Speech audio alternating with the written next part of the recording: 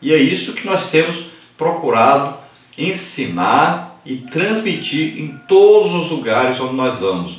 Nós ministramos exatamente essa presença de Deus. Nós buscamos essa presença de Deus. E, graças a Deus, Deus tem confirmado com sinais, prodígios, maravilhas. Sempre nós oramos e temos aí salvação, batismo com o Espírito Santo, cura, libertação. Então, Deus fala conosco, mas também Deus se apresenta no meio de nós. Ele se manifesta em nosso meio. Ele está dizendo, eu estou recebendo o culto e eu estou aqui. Sempre que você presta um culto a Deus, Ele responde esse culto com a sua presença. Parte 2, obrigações ante a santidade de Deus. Tópico 1, reverência. Tópico 2, obediência. Então, tópico 1, reverência. Todo culto tem uma liturgia e não há nada de errado nisso. A palavra liturgia está associada ao culto da igreja primitiva. Quando em Antioquia houve uma escolha e separação de obreiros para a obra missionária, Atos 13:2, Lucas registra o fato utilizando a palavra grega leitorgel para designar serviço, e dessa palavra vem o vocábulo português liturgia. Esta também faz parte da adoração a Deus. Então todo culto tem a liturgia. O que é liturgia? É a regulamentação do culto. Então deve existir no culto que espaço para todas as coisas que são necessárias. Por isso que no culto tem aí cantar uns hinos, né, congregacionais, existe o cantar outros hinos de louvor, existe o cantar hinos de adoração, existe aí a palavra, né, sendo lida, sendo pregada ou ensinada. Temos aí várias coisas que são feitas durante o culto.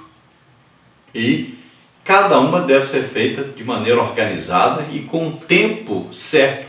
Pena que hoje nós estamos bagunçando o culto, né? Estamos tirando essa organização do culto. Passamos aí 70% do culto cantando. E não sobra espaço para as outras coisas. Não sobra espaço aí para uma leitura da palavra de Deus, de uma explanação, um ensino dessa palavra detalhado. Não sobra espaço para orarmos pelos enfermos, para orarmos por batismo com o Espírito Santo, por libertação.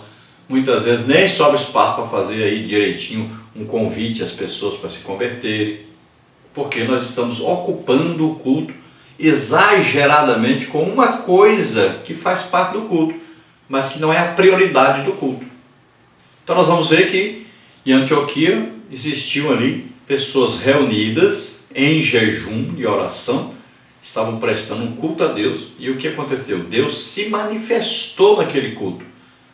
E então o Espírito Santo disse, separa para mim Saulo e Barnabé para uma obra que eu tenho preparado para eles fazerem. Então veja bem, sempre que existe um culto, existe a manifestação de Deus nesse culto. Salomão sabia disso e advertiu-nos quanto ao cuidado que devemos ter quando entramos na casa de Deus. Eclesiastes 5:1. Desligue o celular, não masque chiclete, seja reverente, seja um verdadeiro adorador. Então voltamos a falar sobre a experiência que Salomão teve com a entrada de Deus ali no templo, onde os sacerdotes caíram pelo chão. Então aquela presença poderosa de Deus ficou guardada na memória de Salomão. E ele, que se não tinha muita reverência antes, passou a ter uma dobrada reverência quando entrava ali, porque ele sabia que Deus se fazia presente realmente ali. Então isso dá a nós uma ideia de que na presença de Deus nós devemos nos conservar em santidade, em separação para Deus, com pensamentos, palavras, atos, atitudes, sempre lembrando, Deus está presente. Obediência. Obedecer a um conjunto de normas e regras sem atentar para os princípios que o fundamentam é puro legalismo. Não vale a pena observar o preceito sem atentar para o princípio existente por trás dele. O livro de Eclesiastes demonstra isso com clareza, Eclesiastes 5:1. Pois Deus não se interessa na observância do sacrifício em si, e sim na obediência aos princípios que regulamentam a sua prática. Foi exatamente isso que o profeta Samuel ensinou a Saul, 1 Samuel 15:22. Então Samuel disse para Saul que importa mais obedecer do que sacrificar. Então veja bem que essa consciência da presença de Deus, infelizmente, que está rara na igreja de hoje, é que leva as pessoas à irreverência dentro da igreja. Então onde está existindo a presença de Deus, com aí milagres acontecendo, com curas, libertação, salvação, né?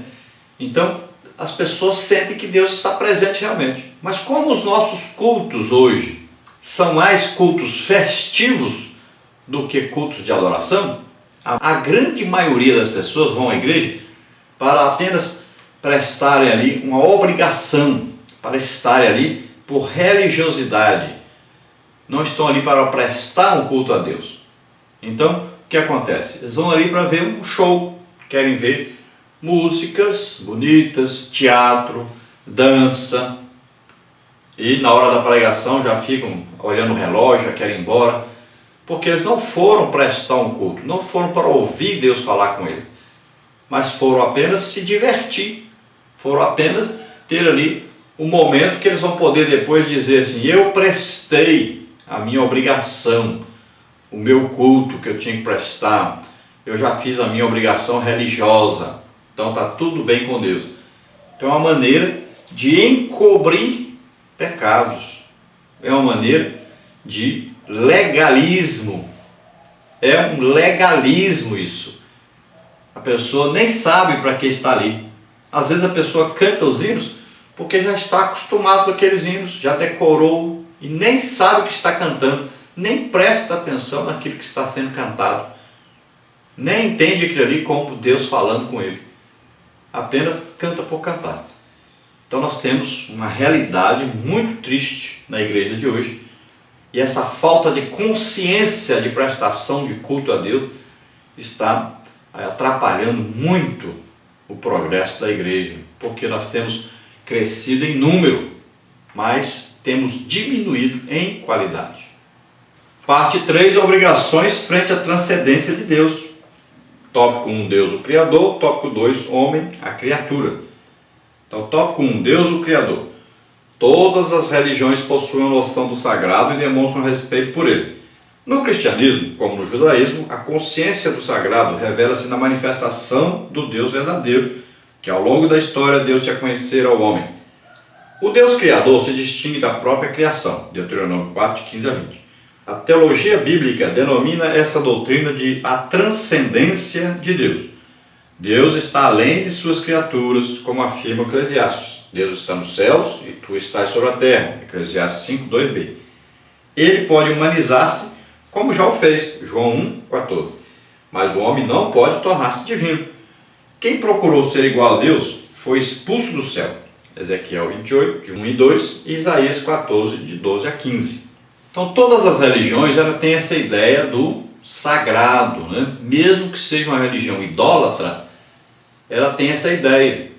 Se nós formos a uma igreja onde se presta culto a santos, né? Onde tem as imagens de escultura, você vai ver que as pessoas estão ali prestando uma reverência àquelas imagens. Eles se ajoelham diante daquela imagem, eles ali têm medo de ficar conversando alto, das conversas que conversam. As roupas para entrar ali são determinadas roupas, não pode ser de qualquer maneira. Então, existe uma consciência do sagrado em qualquer uma das religiões. E existe uma reverência. Olha, eu fui católico 30 anos. Nunca fiquei sabendo nem onde era o banheiro da igreja católica. Então veja só, nunca saí para ir beber água. Por quê? Existia uma reverência ao local onde se prestava aquele culto. Então veja só, por que nós que temos a consciência maior ainda da presença de Deus, Deus mora em nós mesmos, e por que na igreja evangélica as pessoas vivem bebendo água, indo ao banheiro, vivem conversando, com o celular ligado, muitas vezes passando torpedo uns para os outros, mascando chiclete, às vezes crianças comendo dentro da igreja. Então, por que isso? Por que essa falta de reverência? Por que isso que nós estamos passando hoje é terrível? A situação que está dentro da igreja. Existem igrejas que até já estão assistindo futebol na televisão dentro da igreja. Por incrível que pareça. Onde nós vamos parar desse jeito? O que vai ser o nosso templo no futuro? Nós temos que tomar cuidado com os rumos que nós temos tomado. Com a irreverência que existe hoje dentro da igreja. Uma coisa absurda.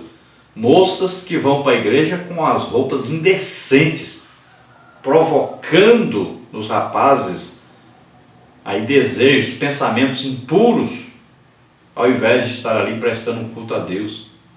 Nós temos visto aí nas igrejas coisas tremendas. Tem igrejas por aí que até a Santa Ceia as pessoas estão servindo, a Santa Ceia aí de camisetinha, de short. Então é uma coisa absurda já, a falta de reverência. Parece que estão aí no meio da casa deles. E no meio da casa deles, só com a família deles ainda presente. Porque eu acho que nem perto de outras famílias fariam isso. Então essa transcendência de Deus é a consciência de que Deus é o Criador de todas as coisas. Tem gente que fala, o mundo foi criado do nada. Não. O mundo foi criado pela palavra de Deus. Está escrito em Hebreus aí. Então, o material usado para criar o mundo, a palavra de Deus. Então, Deus fala, Deus Pai é aquele que projeta, né? Ele projetou a criação das coisas, ele imaginou a criação das coisas. Então, tudo é realizado através do Filho. O Filho é o verbo de Deus, a ação de Deus. Então, Jesus veio realizar, veio fazer, tornar existente o que não existia. E o Espírito Santo é que dá o poder para realizar todas essas coisas. Então ele vem com o poder de revelar o que Deus planejou e o que Jesus executou. Então veja bem que Deus, ele pode se tornar humano. O que ele fez? Ele se humanizou através de Jesus, que nasceu da Virgem Maria.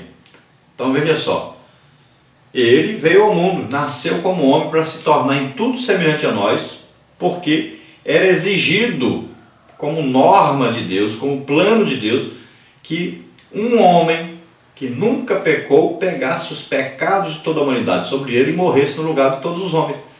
Como na terra não existia ninguém para fazer isso, todos pecaram, até mesmo a Maria não podia fazer isso. Todos pecaram. Por isso era importante Jesus vir. Então Jesus veio, nasceu como homem, nunca pecou, não era descendente de Adão, ele nasceu sobrenaturalmente, concebido pelo Espírito Santo, para não herdar a semente do pecado de Adão, porque todos os homens que estavam na terra eram pecadores e descendentes de Adão. Então Jesus nasceu como homem, aí nunca pecou. Então Deus tinha agora na terra um homem que nunca pecou. E era preciso que esse homem então tomasse a decisão de morrer em lugar de todos. E Jesus tomou essa decisão e levou sobre ele os nossos pecados e morreu a nossa morte, morte de cruz. Então Deus se humanizou, se tornou homem, através do seu Filho Jesus Cristo. Agora, nós não podemos nos tornar Deus. Nós podemos nos tornar filhos de Deus, a partir do momento que nós aceitamos esse sacrifício de Jesus em nosso lugar. A partir do momento que nós acreditamos que ele veio, nasceu como homem, levou os nossos pecados sobre ele, morreu no nosso lugar na cruz, mas ele ressuscitou, está vivo, e nós o aceitamos como Senhor e Salvador da nossa vida. Aí nós nos tornamos filhos de Deus. Agora, Deus nós nunca vamos ser.